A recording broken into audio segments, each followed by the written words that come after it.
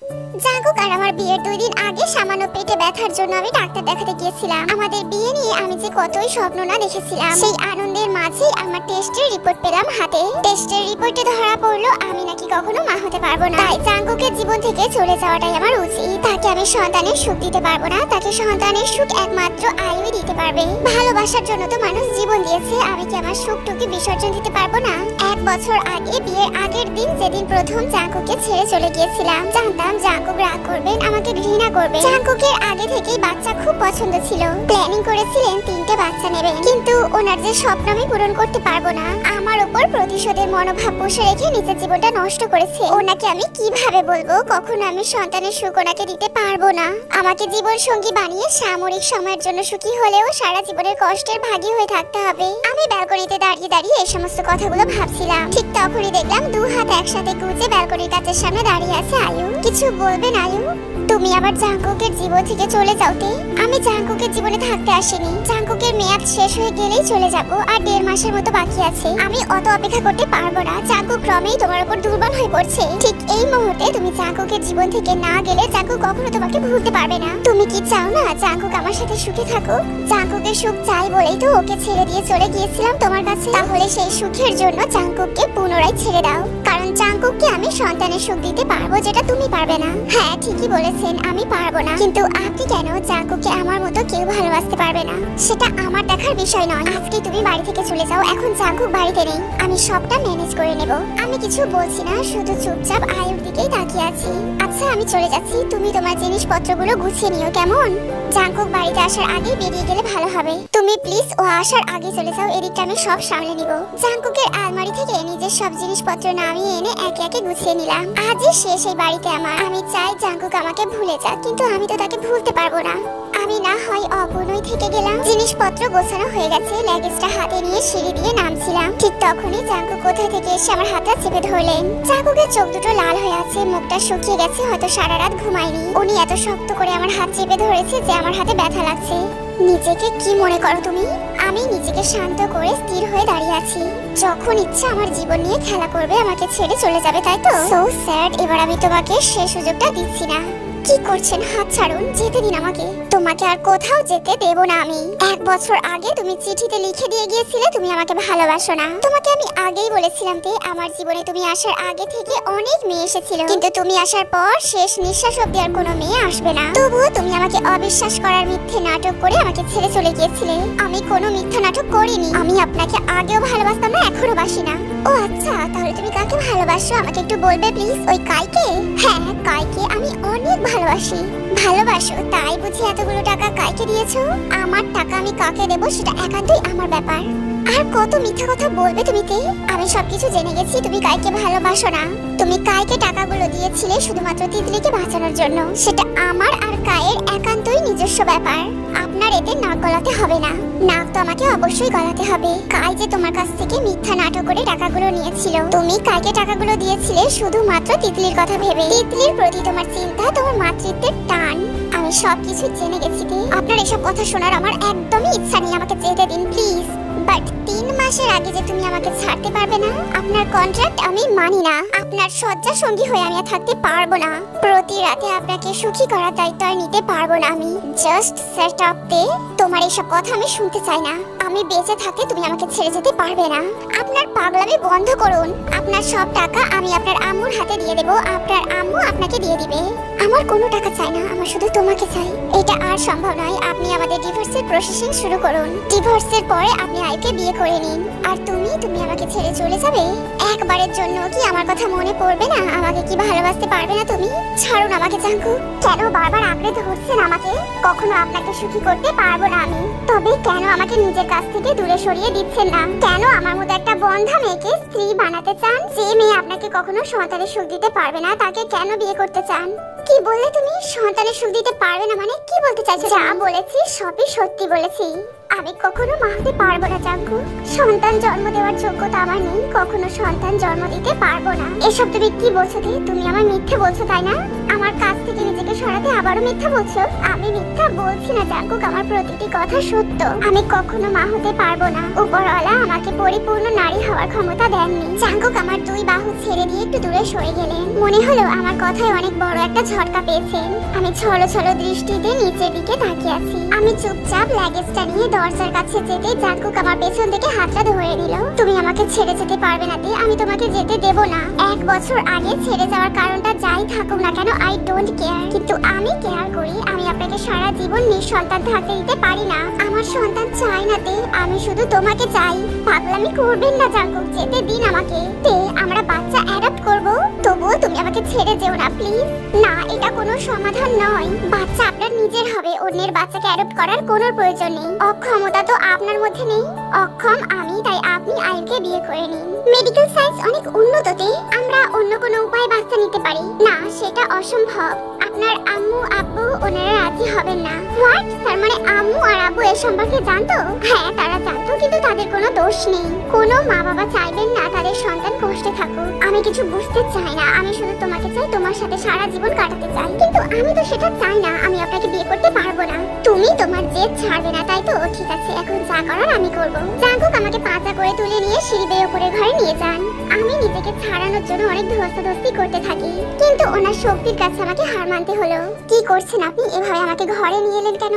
প্রথম দিকে তোমাকে চেয়ারের সাথে বেঁধে রেখেছিলাম এই ঘরে, যাতে তুমি পালাতে না পারো। আজ আবারও প্রয়োজনে তোমাকে বেঁধে রাখবো, তবু যেতে দেব না। আমি আপনার সাথে থাকতে চাই না, আমাকে যেতে দিন। আর আয়ুকে বিয়ে করে জীবনে এগিয়ে যান। খুব ইচ্ছা তোমার, তাই না, আমার বিয়ে দেখার? ঠিক আছে, তোমার ইচ্ছা আমি পূরণ করব। মানে কি বলতে চাচ্ছেন আপনি? আপনি আয়ুকে বিয়ে করতে রাজি হয়েছেন? হ্যাঁ, আমি বিয়ে করব, আয়ুকেই করব। কিন্তু আমার একটা শর্ত আছে, যেটা তোমাকে মানতে হবে। কি শর্ত? আমার আর আয়ুর বিয়ে তুমি নিজে দাঁড়িয়ে থেকে দেখবে। বিয়ে শেষ হওয়ার আগে পর্যন্ত তুমি কোথাও যেতে পারবে না। আপনার আর আয়ুর বিয়ে দেখার আমার কোনো ইচ্ছা নেই, আমাকে যেতে দিন। তুমি কোথাও যেতে পারবে না। বিয়ে আমি অবশ্যই করব, কিন্তু তোমাকে আমার বিয়ের দিন আমার সামনে উপস্থিত থাকতে হবে। তুমি খুশি মনে আমার আর আয়ুর বিয়েটা এনজয় করবে। কি হলো, চুপ করে আছো যে? আপনি বিয়ে করবেন, এটা তো খুশির খবর, তাই না? কিন্তু আমি তো আপনার খুশিতে ভাগিদার হতে পারবো না। আসলে যে যোগ্যতা আমার নেই। তোমার যোগ্যতা দেখে আমি ভালোবাসিনি, আমি তোমাকে ভালোবেসেছি। এখন বিয়েটাও তোমার কথাতেই করব, আর এই জন্য তুমি আমার বিয়ের সব ফাংশনে থাকবে।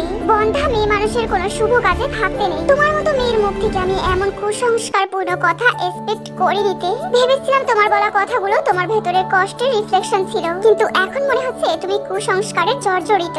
আপনার যা ভাবার আপনি ভাবতে পারেন, শুধু আমাকে যেতে দিন। এটা আর হচ্ছে না, থাকো এই ঘরে বন্দী হয়ে। জাঙ্কুক আমাকে ঘরে আটকে রেখে দরজা বাইরে থেকে বন্ধ করে দিয়ে সেখান থেকে চলে গেলেন। যাকে জীবন দিয়ে ভালোবাসি তাকে নিজের চোখের সামনে অন্য কারোর হতে আমি কিভাবে দেখতে পারি? কিন্তু সেই জন্য নিজেকে প্রস্তুত করতে হবে আমাকে। বের ঘর থেকে বেরিয়ে জাঙ্কুক তার মোবাইল ফোন বের করে তার ম্যানেজারকে ফোন করে। আমার এই ইনফরমেশনগুলো চাই। Yes, it's urgent. যত দ্রুত সম্ভব আমার এই ইনফরমেশনগুলো চাই, বুঝেছো? ওকে, ডু ইট ফাস্ট। নিজের ঘরের বিছানায় শুয়ে কান্না করছে আয়ু। একটু আগে জাঙ্কুক আর তেকে সে দেখে নিয়েছিল সিঁড়ির কাছে। হঠাৎ দরজায় কড়া পড়ার শব্দে আয়ু ধরফড়িয়ে উঠে বসলো। পেছনে তাকাতেই আয়ু জাঙ্কুককে তার দরজার সামনে দাঁড়িয়ে থাকতে দেখতে পেল।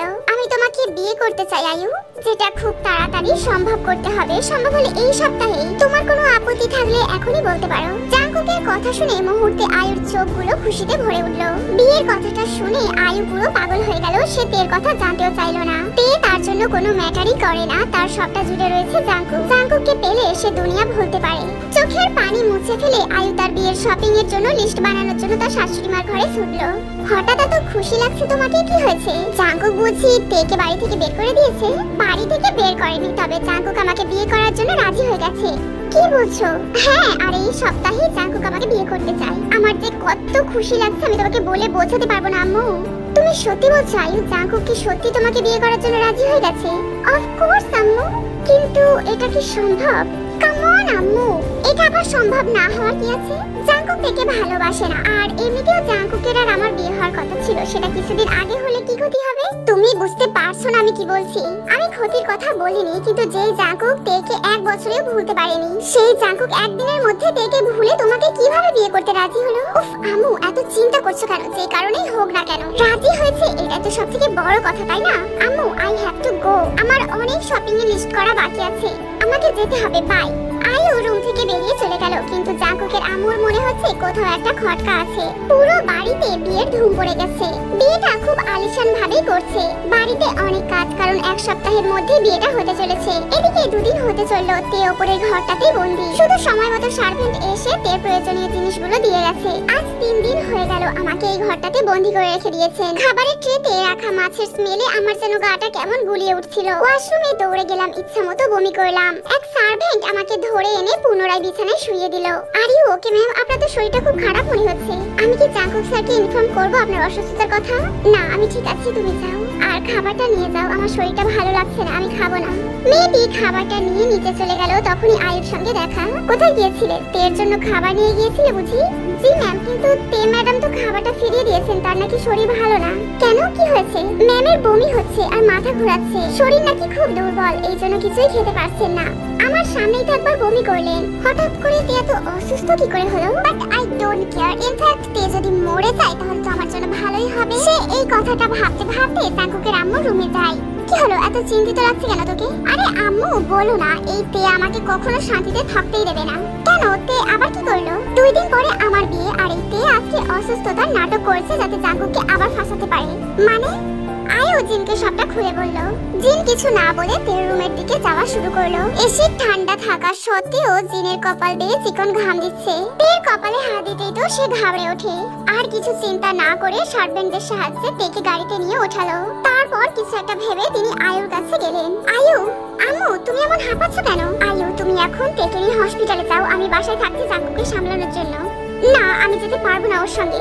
বেশি কথা বলো না আয়ু, আমি বলছি মানে তুমি যাচ্ছ রাইট নাও। আয়ু আর কোনো কথা না বাড়িয়ে তেকে নিয়ে হসপিটালে চলে গেল। একটু আগেই আয়ু তেকে নিয়ে বাসার উদ্দেশ্যে রওনা দিয়েছে। তে কিছুই জানে না তার কি হয়েছে। যা কথা বলার ডাক্তারের সঙ্গে আয়ুই কথা বলেছে। এসি করা গাড়িতেও প্রচন্ড রকম ঘামছে আয়ু। কোন এক দুশ্চিন্তা তাকে গ্রাস করে নিয়েছে। বাড়িতে পৌঁছাতে জাঙ্কুকের মুখোমুখি হয় তে আর আয়ু। আমার পারমিশন ছাড়া তেকে বাইরে নিয়ে যাওয়ার সাহস তোমাকে কে দিয়েছে আয়ু? জাঙ্কুক, তের শরীর খুব খারাপ ছিল, এই জন্য ডাক্তারের কাছে নিয়ে গিয়েছিলাম। হোয়াট? কি হয়েছে তে তোমার? তে অসুস্থ, এটা আমাকে একবারও বলনি কেন? কেমন আছে তে? ওর কি হয়েছে? ডাক্তার কি বলেছে? রিল্যাক্স জাঙ্কুক, তে ঠিক আছে। যা সমস্যা হয়েছিল তার শুধু দুর্বলতা থেকে হয়েছিল। কিছু মেডিসিন দিয়েছে ডাক্তার, সেগুলো নিয়মিত নিলে তে ঠিক হয়ে যাবে। এখন তে কেমন আছে তা আমাকে জানতে হবে। উফ জাঙ্কুক, অন্তত এখন তের চিন্তাটা বাদ দাও। কালকে আমাদের বিয়ে নিয়ে অন্তত চিন্তা করো। আমি খুব টায়ার্ড, আমি পরে কথা বলছি। ব্যালকনিতে দাঁড়িয়েছিলাম, আচমকা পেছন থেকে কেউ আমাকে এসে জড়িয়ে ধরলো। হ্যাঁ, জাঙ্কুকই জড়িয়ে ধরেছে। আমার ঘাড়ে মুখ গুজে আমার পেটে স্লাইড করতে লাগলো। তারপর আমাকে পাজা করে কোলে তুলে নিল। আমার চোখ দিয়ে পানি পড়ছে। আজকেই হয়তো জাঙ্কুক আর আমার একসাথে শেষ দিন। এরপর আর এত কাছাকাছি কখনো থাকা হবে না। বাড়ির সকল মানুষ খুব ব্যস্ত। আজকে জাঙ্কুক আর আয়ুর বিয়ে। জানি না কিভাবে বাঁচবো আমি জাঙ্কুককে ছাড়া। জীবন্ত লাশ হয়ে বেঁচে থাকতে হবে আমাকে সারা জীবন। উনি আমার ভালোবাসা চেয়েছিলেন আর আমি তাকে সেটাই দিতে পারিনি। এজন্য আমার যতই কষ্ট হোক তার মুখে হাসি ফোটানোর জন্য সব করব। জাঙ্কুক আমার জন্য একটা লাল শাড়ি আর কিছু গয়না পাঠিয়েছেন।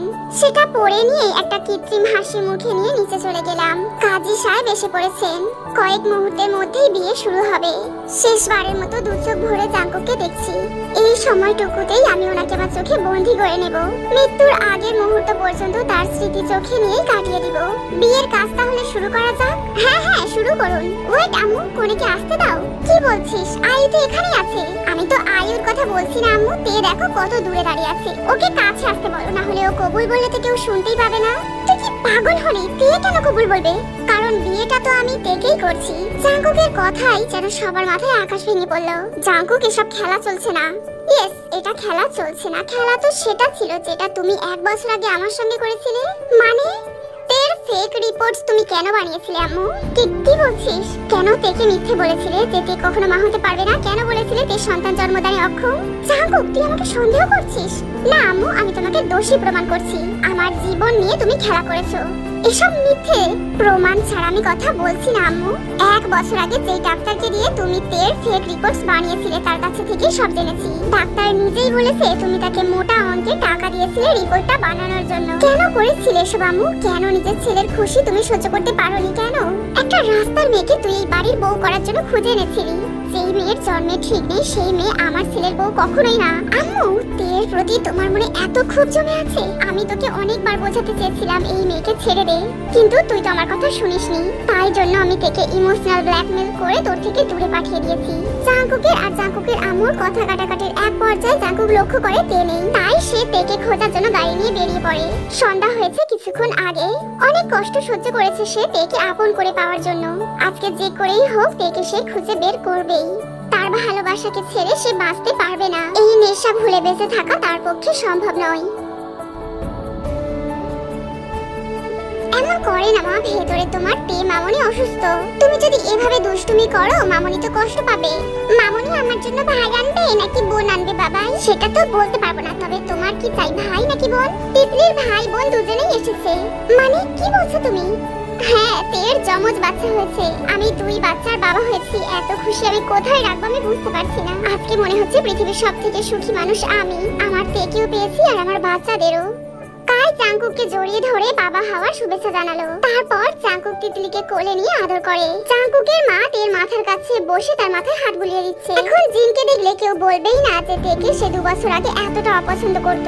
আসলে 1 বছর আগে তে বাড়ি ছেড়ে চলে গেলে জাঙ্কুক পাগলের মতো তাকে খুঁজতে বের হয়েছিল। অনেক খোঁজাখুঁজি করার পরেও তেকে খুঁজে না পেলে ক্লান্ত হয়ে জাঙ্কুক হাইওয়েতে আত্মহত্যা করতে যায়। কিন্তু ভাগ্যের পরিক্রমায় ঠিক সেখানেই তেকে সে ফিরে পায়। আর তারপরে জিন সবকিছু মেনে নিয়েছে। জাঙ্কুক তার নেশা মানে তেকে কাছে পেয়ে সুখের একটা সংসার বানিয়েছে। আর একটু আগে তো তোমরা জানতেই পারলে তেইহুংয়ের জমজ বাচ্চা হয়েছে। তিতলিও তাদের দুজনকে নিয়ে অনেক খেলা করে। তো এইভাবে শেষ হয় এই স্টোরিটা। তোমাদের স্টোরিটা কেমন লেগেছে আমাকে অবশ্যই জানাবে। আজকের মতো টাটা।